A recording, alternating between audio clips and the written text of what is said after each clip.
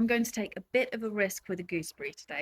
As a lot of you know, one of the things that I'm trying to do with the quail cage is I'm trying to put a collection of all different kinds of berry bushes, bilberry, blueberry, honeyberry, just all of the berry bushes, and gooseberries are one of those things on that list. Now, my mother-in-law recently gave my husband 2 gooseberry bushes, which were just kind of loose in this container.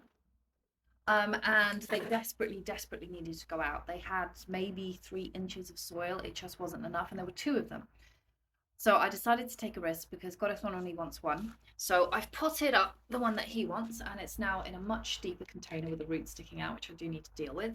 But the other one, I'm going to try and train it into an interesting shape.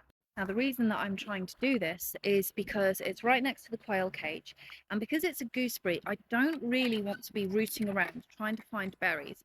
I would much rather that they were at head height, and anything that's under head height, I'm just going to let it get ripe and fall off so that the quail can eat it. But I would quite like it to be kind of maybe chest height. I don't want to have to be leaning down. As much as possible, I'm trying to age proof my garden because at some point I'm going to get old, and that's probably going to be in this house. And at some point, my autoimmune disease is going to kick my butt again. So even before I get old, I will have a point where I'm going to need just a little less stress on my body. So here's the plan. Now, I took the gooseberry, which was growing the most strange, so that Corazon gets the nice one, and then this one I can kind of train it.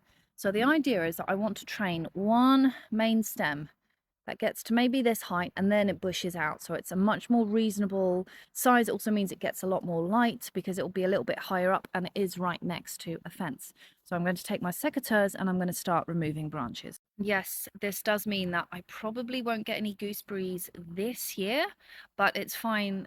Along like with everything in the garden, a lot of this stuff is investment. I don't mind if it takes a year or two to get to a point where every year I'm going to have a good amount of fruit. It's going to be easier to pick it. I'm fine with making that time investment if it means that the next 10, 20 years are easier picking gooseberries every summer.